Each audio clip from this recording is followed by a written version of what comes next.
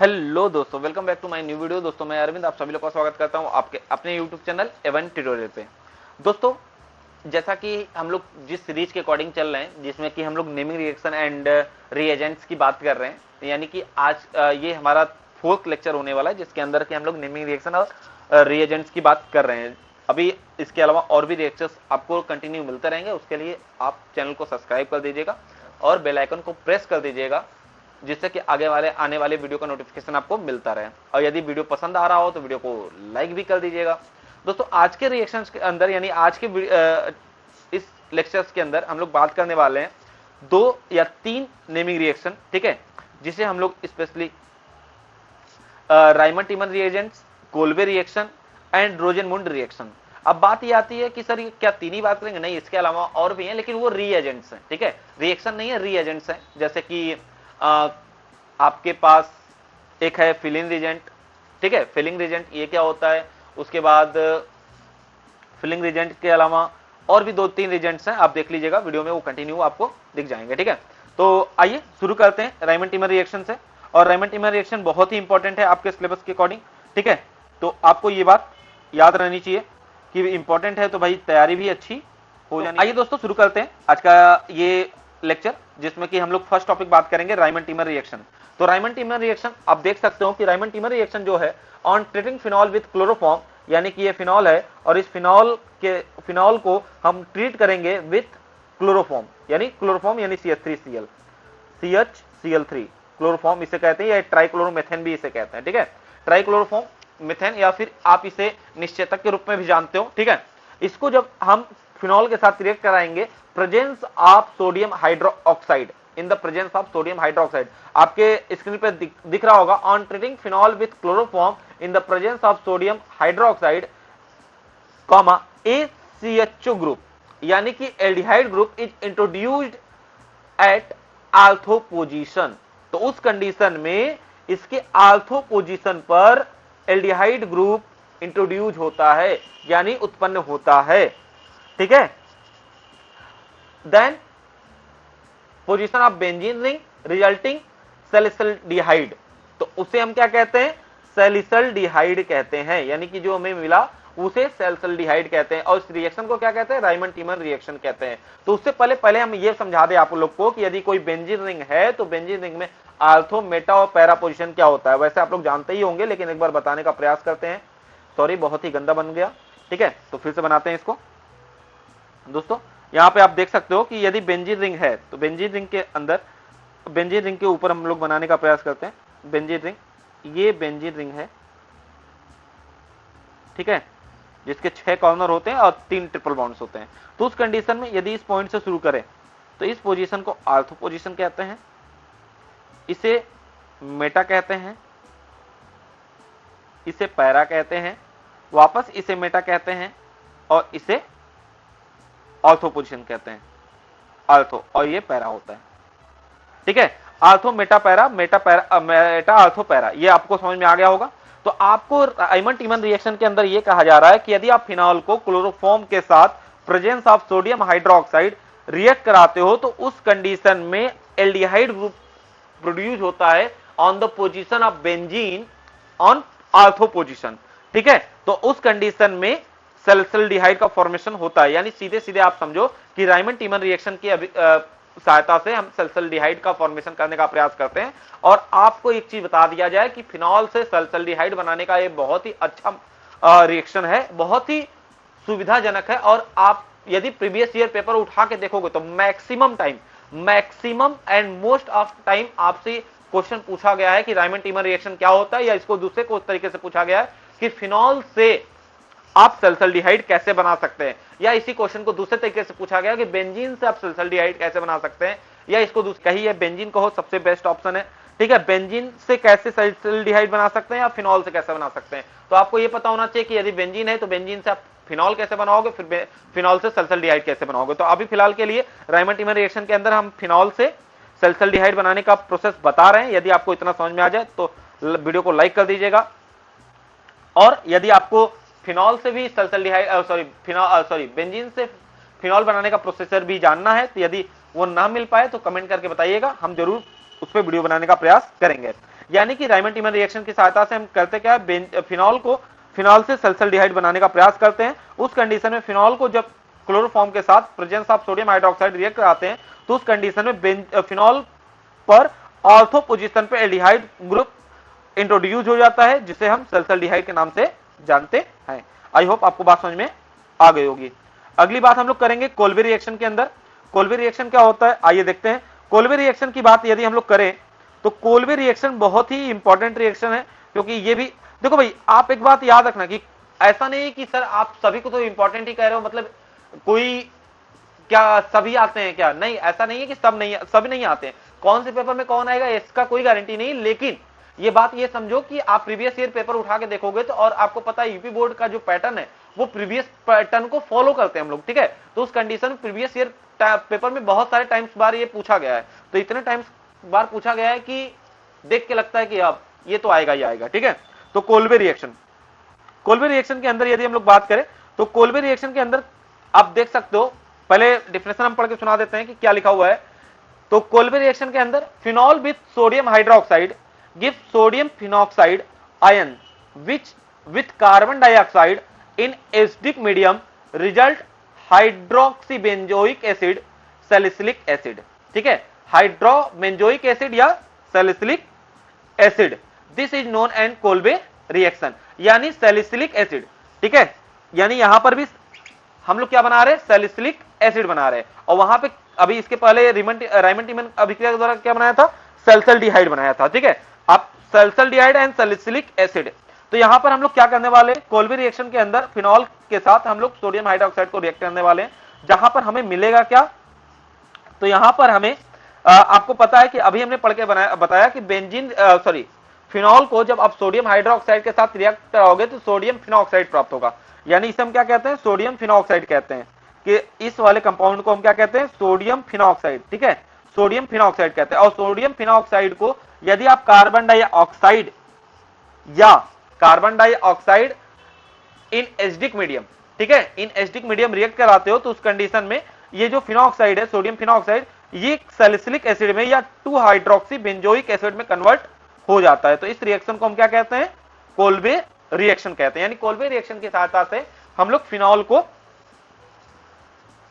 Salicylic acid में convert कर सकते हैं।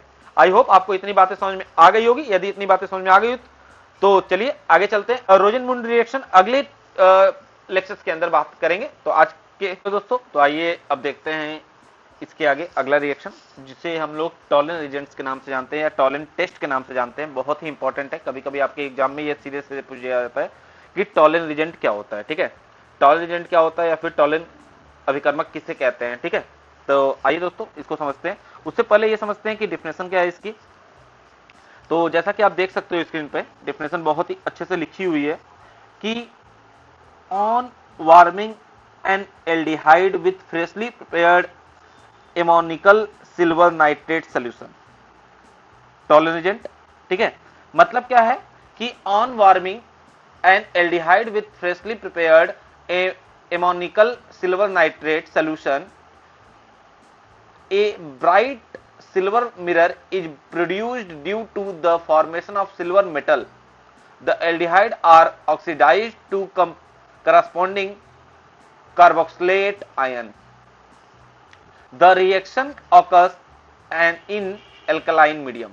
मतलब क्या है, मतलब यह है कि यदि आप एल्डिहाइड को वार्म करते हो विथ किसके साथ, freshly prepared ammoniacal silver nitrate के साथ, यानी सिल्वर नाइट्रेट के साथ आप एल्डिहाइड को यदि वार्म करते हो तो उस कंडीशन में उस पर एक ब्राइट यानी चमकीला कलर का सिल्वर मिरर की जैसा कुछ ऊपर से प्रोड्यूस हो जाता है, यानी कि उसके ऊपर सिल्वर कलर का कुछ दिखाई देने लगता है। Due to the formation of silver metal, क्योंकि वो सिल्वर मेटल का फॉर्मेशन हो जाता है।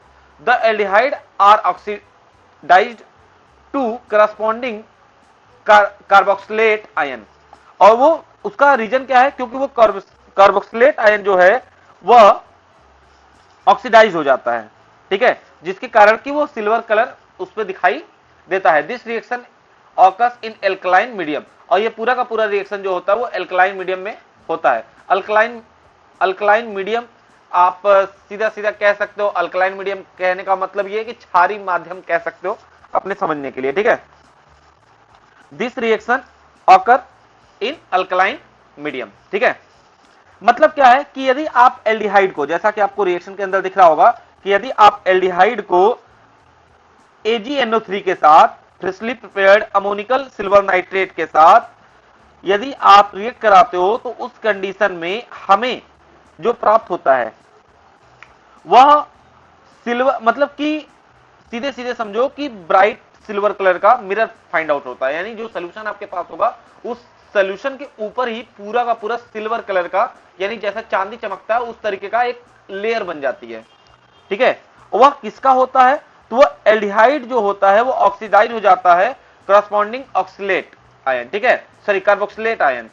कार्बोक्सिलेट आयन जो होता है वो ऑक्सीडाइज हो जाता है एल्डिहाइड ही, तो उस कंडीशन में वो उसका फॉर्मेशन होता है। The reaction occurs in alkaline medium, और ये पूरा का पूरा जो रिएक्शन होता है वो एल्कलाइन मीडियम में कंसीडर होता है।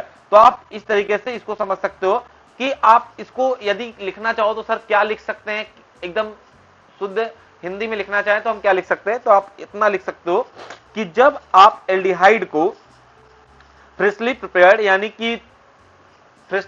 यानी कि ताजा बनाया हुआ सिल्वर नाइट्रेट का सोल्यूशन होना चाहिए, मिश्रण होना चाहिए, तो आप उसे जब कंबाइन कराते हो यानी साथ में वार्म करते हो, गर्म करते हो, तो उस कंडीशन में उसकी ऊपरी सतह पर सिल्वर कलर का यानी कि चांदी के कलर का एक परत जम जाता है, वह सिल्वर मेटल का फॉर्मेशन करता है।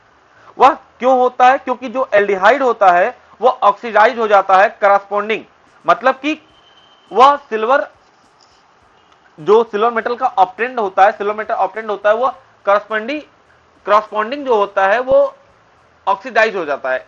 यानी कि जो हमारे पास एल्डिहाइड हमने लिया हुआ स्टार्टिंग में, वह एल्डिहाइड ही ऑक्सीडाइज हो जाता है कार्बोक्सिलेट आयन में, ठीक है, किसमें? कार्बोक्सिलेट आयन में, तो जिसकी वजह से वो सिल्वर कलर दिखाई देता है। जैसा कि आप रिएक्शन के अंदर देख सकते हो कि जब हमने एल्डिहाइड लिया था तो उस एल्डिहाइड को जब AgNO3 के साथ हमने रिएक्ट कराया तो ये आपको एसिड फॉर्म में कन्वर्ट हो गया, ठीक है, और ये Ag+2H2O प्लस अमोनिया। तो ये पूरा का पूरा मीडियम कैसा होता है? एल्कलाइन मीडियम होता है, यानी क्षारीय माध्यम होता है, और क्षारीय माध्यम यानी OH- आयन, ये आपको यहाँ पे दिख रहा होगा, ठीक है। तो इस रिएक्शन को क्या कहते हैं? टॉलरेंट कहते हैं। अगली बात करते हैं हम लोग फिलिंग टेस्ट। फिलिंग टेस्ट क्या होता है? Fehling test comparison of two solutions. Fehling test जो होता है वो कंपैरिजन होता है किसमें? दो सॉल्यूशन में, Fehling solution A and Fehling solution B. दो प्रकार का सॉल्यूशन होता है, फिलिंग सॉल्यूशन ए और फिलिंग सॉल्यूशन बी।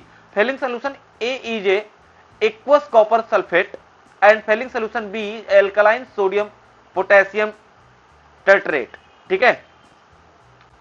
अब these two solutions are mixed in equal amount before test. इन दो सॉल्यूशंस को यानी सॉल्यूशन ए और सॉल्यूशन बी को हम मिक्स करते हैं, कब? टेस्ट से पहले। और उस कंडीशन में on heating an aldehyde with Fehling reagent, और वो जो सॉल्यूशन मिलता है ना, उस सॉल्यूशन के साथ हम एल्डिहाइड को क्या करते हैं? हीट करते हैं। A reddish brown precipitate it obtained, तो एक भूरा कलर का प्रिसिपिटेट पीपीटी यानी अवक्षेप प्राप्त होता है। Aldehyde are oxidized to corresponding carboxylate ion. Aromatic aldehydes do not respond to this test, ठीक है। यानी कि सीधे सीधे आप कह सकते हो कि फेलिंग रिजेंट की बात करें तो फेलिंग रिजेंट क्या होता है? Fehling reagent comparison of two solutions, Fehling solution A and Fehling solution B. Fehling solution A is aqueous copper sulfate and filling solution B is alkaline sodium potassium tartrate. These two solutions are mixed in equal amount before test। यानी कहने का मतलब ये है Fehling Regent जो है वो दो सोल्यूशन का मिक्सचर है, Fehling solution A and Fehling solution B, दोनों को हम मिक्स करते हैं। और फेलिंग सोल्यूशन ए जो होता है वो कॉपर सल्फेट का होता है और फेलिंग सोल्यूशन बी जो होता है वो एल्कलाइन सोडियम पोटेशियम टार्ट्रेट का होता है, ठीक है। जब इन दोनों को मिक्स करते हैं तो उस कंडीशन में एक लिक्विड हमारे पास मिलता है, एक रिएजेंट मिलता है हमें, जिसे फिलिंग रिएजेंट कहते हैं। उसे हम एल्डिहाइड के साथ मिक्स करते हैं, और जब उसे एल्डिहाइड के साथ मिक्स करते हैं तो रेडिश ब्राउन कलर का प्रिसिपिटेट ऑब्टेन्ड होता है। जब उसको उस एल्डिहाइड के साथ मिक्स करके यानी रिएक्ट कराते हैं तो हमें रेडिश ब्राउन कलर, यानी कि रेडिश ब्राउन का मतलब इतना समझ लो कि भूरा भी होगा और लाल भी होगा। रेडिश ब्राउन यानी ना तो पूरा भूरा होगा ना तो पूरा लाल होगा, रेडिश ब्राउन यानी थोड़ा थोड़ा भूरा दिखेगा और थोड़ा थोड़ा लाल दिखेगा। और जब उसे हम रिएक्ट कराते हैं तो उस कंडीशन में वह पीपीटी ऑब्टेन्ड होता है यानी O6 प्राप्त होता है, और एल्डिहाइड जो होता है वो ऑक्सीडाइज हो जाता है कॉरस्पॉन्डिंग कार्बोक्सिलेट आयन में।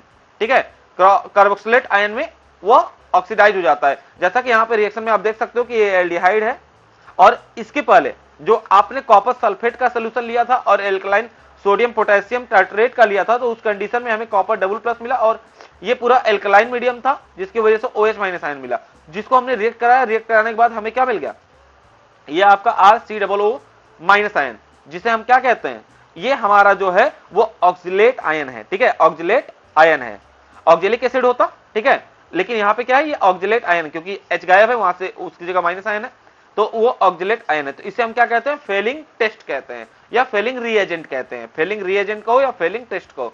अब बात ये आती है कि सर हम इसे लिखेंगे क्या, तो आप सीधा सीधा लिख सकते हो कि फेलिंग सोल्यूशन दो सोल्यूशन का मिक्सचर है, जिसे Fehling solution A and Fehling solution B कहते हैं।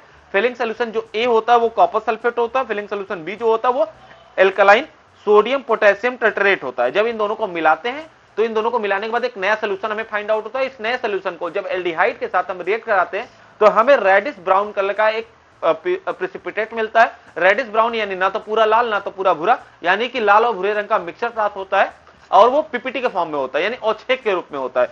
वो उस कंडीशन में वो होता क्यों है, क्योंकि एल्डिहाइड जो होता है वो ऑक्सीडाइज हो जाता है किसमें, ऑक्जिलेट आयन में। ठीक है, वो क्यों होता है, क्योंकि एल्डिहाइड जो होता है वो ऑक्सीडाइज हो जाता है किसमें, ऑक्जिलेट आयन में। और ये बात याद रखिएगा कि ये रिएक्शन केवल एलिफेटिक एल्डिहाइड ही देते हैं, एरोमेटिक एल्डिहाइड्स इस रिएक्शन को रिप्रेजेंट नहीं करते हैं। जैसा कि यहाँ पे नोट पॉइंट में आप देख सकते हो कि नोट पॉइंट्स के अंदर लिखा हुआ है aromatic aldehydes do not respond. ठीक है, यानी कि जो एरोमेटिक एल्डिहाइड्स होते हैं वो इसके लिए कोई भी रिस्पॉन्ड नहीं करते हैं। आई होप आपको इतनी बात समझ में आ गई होगी। तो आइए अगला देखते हैं। अगला जो है एल्डो रिएक्शन। ठीक है, क्या हमने बोला, अगला रिएक्शन जो है एल्डोल रिएक्शन। एल्डोल रिएक्शन भी बहुत ही इंपॉर्टेंट है, आपके सिलेबस के अकॉर्डिंग बहुत ही इंपॉर्टेंट रिएजेंट है। कभी आप यदि मॉडल पेपर उठा के देखो या फिर अनसॉल्व पेपर उठा के देखो तो आपको पता चल जाएगा कि प्रीवियस ईयर पेपर्स के अकॉर्डिंग ये सारे टॉपिक्स कितने ही ज्यादा इंपॉर्टेंट है। आपको ये गारंटी दे रहे हैं कि जितने अभी तो ये 3rd लेक्चर है, आई होप 6th या 7th लेक्चर्स के अंदर ये टोटल कंप्लीट होगा, जिसके अंदर कुछ नेमिंग रिएक्शन है, कुछ रिएजेंट है। आपको ये पूरी चीजें मिलेंगी, ये पूरी की पूरी चीजें मिलेंगी। आप प्रीवियस ईयर पेपर या अनसॉल्व पेपर उठा के देखोगे तो ये सारे क्वेश्चंस आपके पेपर के अंदर दिखेंगे।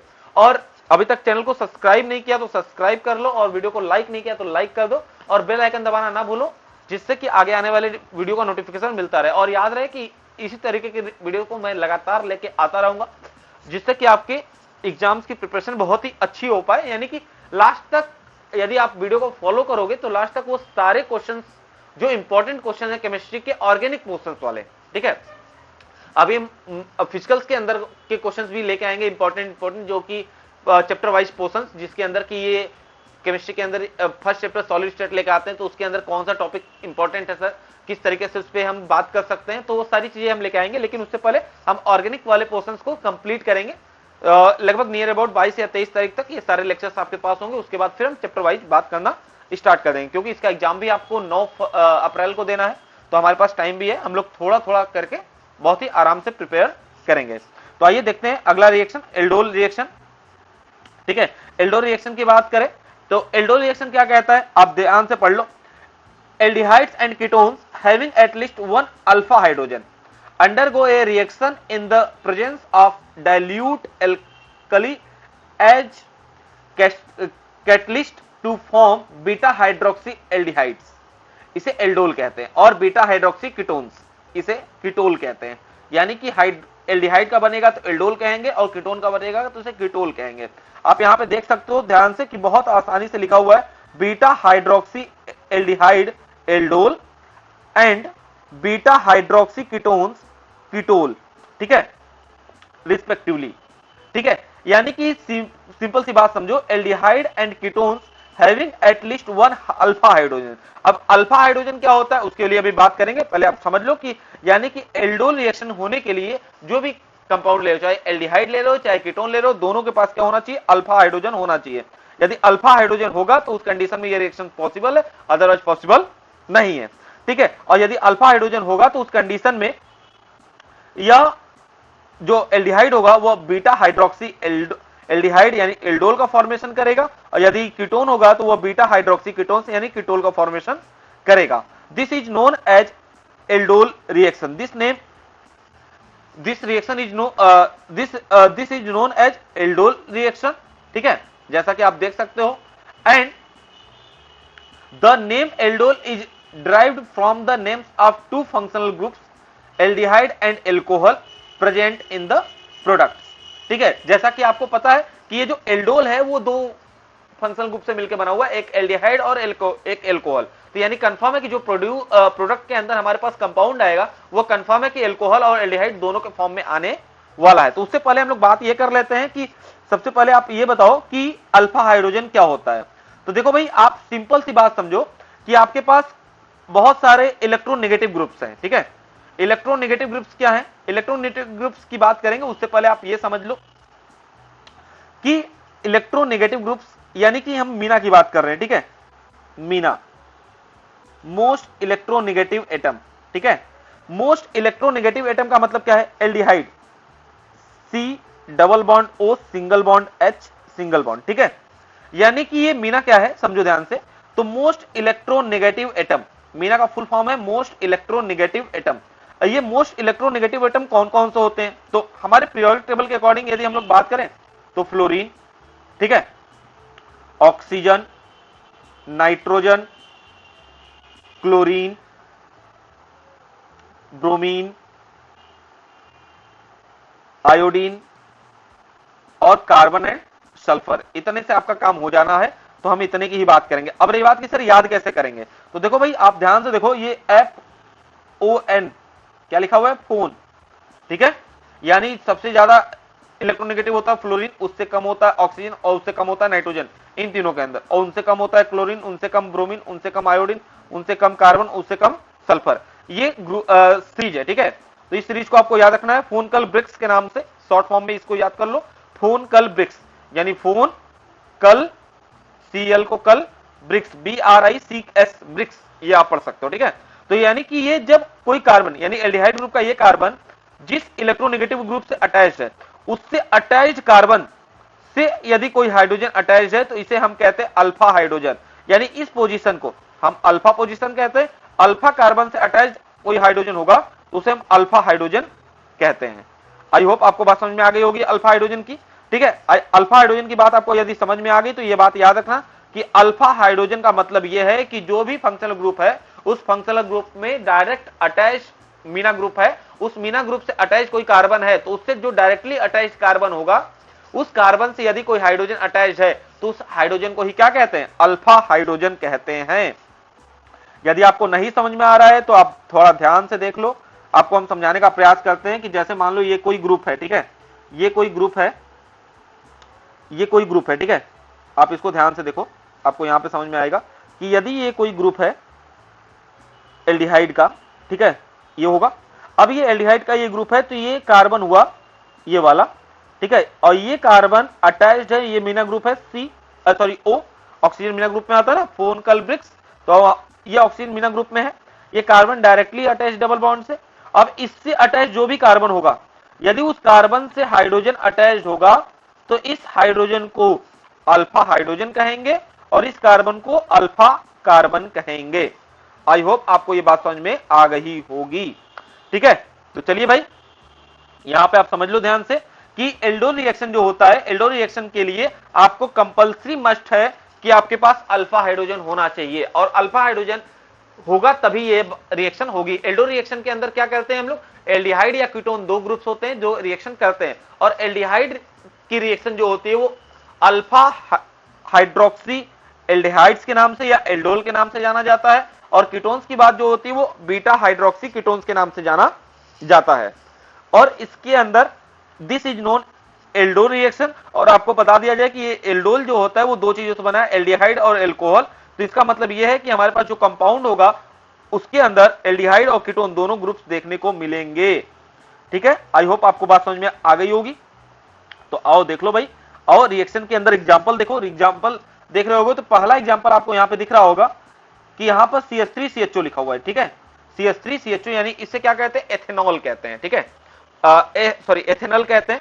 एथेनॉल को डाइल्यूट NaOH के साथ रिएक्ट कराते हो तो उस कंडीशन में ये डाइल्यूट NaOH यानी Na+ और OH- में टूट जाता है, जहां पर कि ये दो ग्रुप एथेनॉल के हैं और ये दो ग्रुप आपस में अटैच हो जाते हैं, ठीक है, दो कार्बन यानी ये टोटल 4 कार्बन अटैच हो जाते हैं, और उस कंडीशन में, क्योंकि इसका मैकेनिज्म नहीं बता रहे हैं तो इतना समझ लो कि उस कंडीशन में ये क्या हो जाएगा कि यहां पर, ठीक है, NaOH में जो OH- आयन है वो जाके इस कार्बन से अटैच हो जाएगा और इस तरीके से 3 हाइड्रोक्सी ब्यूटेनॉल का फॉर्मेशन हो जाएगा, यानी कि एल्डिहाइड ग्रुप भी आपको देखने को मिलेगा और एल्कोहल ग्रुप भी देखने को मिलेगा, ठीक है, एल्डिहाइड और एल्कोहल दोनों। इसे हम क्या कहते हैं, एल्डोल कहते हैं। और इस एल्डोल रिएक्शन को यदि आप हीट करके वाटर के साथ मतलब कि हीट कर देते हो तो वाटर इससे रिमूव हो जाएगा और उस कंडीशन में डबल बॉन्ड का फॉर्मेशन हो जाएगा। अब ये आप ना ध्यान से समझो कि अब भाई ये एक चीज बताओ सर, कि ये बात तो ठीक है, लेकिन एक चीज हमें बताओ कि ये जो हाइड्रोक्सी ग्रुप है वो इस वाले यानी second number carbon, third number carbon, fourth number carbon कहां पे अटैच होगा, ठीक है। तो देखो भाई आपको बताया क्या गया, डिफिनेशन के अंदर बीटा हाइड्रोक्सी एल्डिहाइड्स की बात की गई, ठीक है, बीटा हाइड्रोक्सी एल्डिहाइड की बात की गई, बीटा हाइड्रोक्सी। तो आपको पता है कि जो हमारे पास कार्बन है उस कार्बन से डायरेक्टली अटैच मीना ग्रुप है, तो इसे डायरेक्टली अटैच जो कार्बन होगा उसे अल्फा पोजीशन कहते हैं, तो उसके जस्ट बाद वाले कार्बन को हम क्या कहते हैं, बीटा पोजीशन कहते हैं, ठीक है। तो उसके बाद वाला जो अटैच कार्बन है उसे बीटा पोजीशन कहते हैं, तो इससे लगा हुआ हाइड्रोजन बीटा हाइड्रोजन कहलाएगा। तो ये जो OH, ये जो कार्बन है मतलब कि ये जो सोडियम हाइड्रोक्साइड है इससे अटैच जो OH ग्रुप है, ये जब ब्रेक करेगा तो ये हमारे पास कहां जाएगा, बीटा पोजीशन पे जाएगा। तो ये देखो CHO है, इसको हम यहां पे लिख देते हैं, वो दिख नहीं रहा होगा, CH3 single bond CH single bond CH2 single bond CHO। तो आप यहां से देखोगे ध्यान से, तो ये रहा हमारा कार्बन, ये रहा हमारा CHO ग्रुप, ये रहा हमारा CH, ये रहा CH3।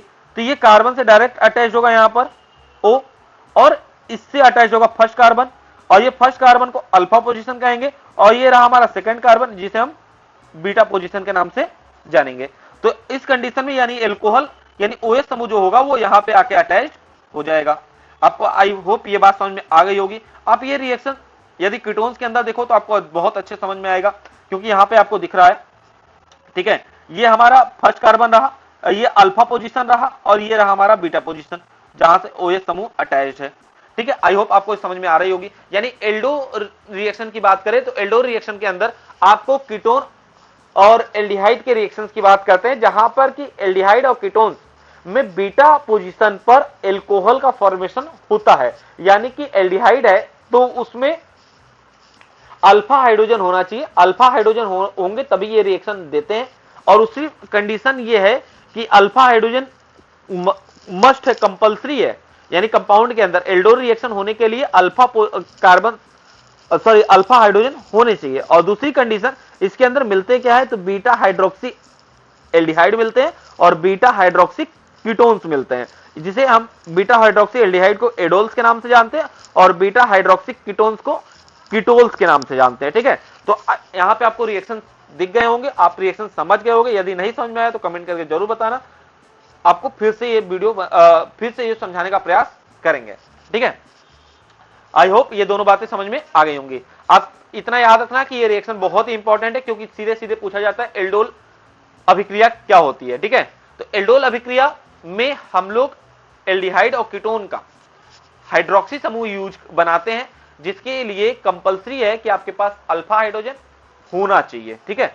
अब अगला टॉपिक हम लोग बात करेंगे, अगला टॉपिक हमारे पास जो है वो क्रॉस, आप देख सकते हो क्रॉस एल्डोल कंडेंसेशन, ठीक है, ये भी बहुत ही इंपॉर्टेंट है, क्रॉस एल्डोल कंडेंसेशन, ठीक है, बहुत ही इंपॉर्टेंट रिएक्शन है इसके, ये आप इसको पढ़ो। When aldol condensation is carried out between two different aldehydes and or ketones, it is called cross aldol condensation. If both of them contain alpha hydrogen atoms, it gives a mixture of 4 products, ठीक है। दोस्तों यहां पर आपको यह बताया गया कि क्रॉस एल्डोल कंडेंसेशन जो होता है, इस रिएक्शन के अंदर आप aldol condensation is carried out between two different aldehydes and ketones. ये एल्डिहाइड और कीटोन्स की बात होती है, यानी कि या तो दो अलग अलग एल्डिहाइड्स हो सकते हैं या दो अलग अलग कीटोन्स हो सकते हैं। और यदि आप इसे एल्डोल रिएक्शंस के अकॉर्डिंग यानी क्रॉस एल्डोल कंडेंसेशन के अकॉर्डिंग रिएक्ट कराते हो तो उस कंडीशन में ये 4 प्रोडक्ट देते हैं, 4 अलग अलग प्रोडक्ट देते हैं। लेकिन याद रखना कि ये या तो दो अलग अलग एल्डिहाइड के साथ रिएक्ट कराओगे या तो दो अलग अलग कीटोन्स के साथ रिएक्ट कराओगे, दोनों में से कोई एक लेना। यदि कीटोन लोगे तो दो अलग अलग कीटोन होने चाहिए, एल्डिहाइड लोगे तो दो अलग अलग एल्डिहाइड होने चाहिए। इनको जब आपस में रिएक्ट कराओगे तो 4 प्रोडक्ट बनेंगे, जैसा कि आपको स्क्रीन पे दिख रहा होगा। इस रिएक्शन के अंदर आपको स्क्रीन पर यहां पर 2 प्रोडक्ट तो आपको दिख रहे होंगे और 2 आपको नहीं दिख रहे होंगे। 2 में एक आपके पास एल्डिहाइड है और दूसरा भी आपके पास एल्डिहाइड है। ये बात याद रखना कि 4 प्रोडक्ट बनते हैं इस तरीके से, एक एल्डिहाइड आपके पास ये रहा, दूसरा एल्डिहाइड ये रहा, बाकी जो 2 प्रोडक्ट बनते हैं वो भी एल्डिहाइड ही बनते हैं। बाकी 2 के नाम तो आपको दिख रहे होंगे, बाकी 2 के नाम हम लिख देते हैं यहां पर, ठीक है। आप उसे सिंपल फॉर्म में कन्वर्ट कर देना क्योंकि स्क्रीन पे नहीं आ रहा था नीचे, ठीक है। तो तीसरा प्रोडक्ट जो इसके अंदर है वह है 3 मिथाइल ब्यूट 2 इनॉल, ठीक है। ये तीसरा प्रोडक्ट है। और 5वां प्रोडक्ट जो है वो पेंट 2 इनॉल है। अब एक चीज तुमको यहां पे हम समझा दें कि ये बन क्या रहा है, ठीक है। तो सबसे पहली चीज कि ये पूरा 5 कार्बन का एक कंपाउंड बन रहा है, सॉरी 4 कार्बन का एक कंपाउंड बन रहा है, ठीक है। 4 कार्बन का एक कंपाउंड बन रहा है और वो सारे के सारे सेम है, ठीक है, सबके सब सेम है, बस उसमें एक कंपाउंड छोड़ के, यानी जो फर्स्ट कंपाउंड बनेगा वो 4 कार्बन का बनेगा। यानी आपने जैसे एग्जांपल देखो, यदि आपने 5 कार्बन का कंपाउंड लिया, ये देखो 5 कार्बन का कंपाउंड लिया ना, 2 कार्बन पहले में और 3 कार्बन दूसरे वाले में, ठीक है। तो टोटल 5 कार्बन है। अब 5 कार्बन लिया है तो पहला कंपाउंड जो मिलेगा वह 4 कार्बन का मिलेगा, बाकी जितने भी हैं वह सबके सब 5 कार्बन के कंपाउंड मिलेंगे, ठीक है, 5 कार्बन के कंपाउंड मिलेंगे। एक बात याद रखना, ठीक है। अब कहोगे कि सर एक अनबैलेंस्ड है, तो उसमें देखो ध्यान से देख लो कि ये स्क्रीन पे आपको जो 2 दिख रहे हैं और 2 हमने जो बताए हैं, इसके अंदर ये 5 कार्बन है और ये 4 कार्बन है, ठीक है। और ये भी 5 कार्बन है और ये भी 4 कार्बन है, ठीक है। तो इस तरीके के आइसोमर्स मिलते हैं, ठीक है। आप ध्यान से देखो तो इसको समझ में आ जाएगा कि ये सीधे सीधे आइसोमर्स मिलते हैं। 1-2 एग्जांपल्स इसके ऊपर आप करोगे तो आपको समझ में आएगा। यदि आपने आइसोमर पढ़ा है तो ही समझ में आएगा, यदि आपने आइसोमर नहीं पढ़ा है तो फिर ये थोड़ा सा रिस्की हो सकता है, यानी आपको क्लियर नहीं होगा। आई होप आपको इतनी बातें समझ में आ गई होगी। तो चलिए आज की वीडियो में इतना ही रखते हैं, मिलते हैं नेक्स्ट वीडियो में, तब तक के लिए बाय बाय, थैंक यू।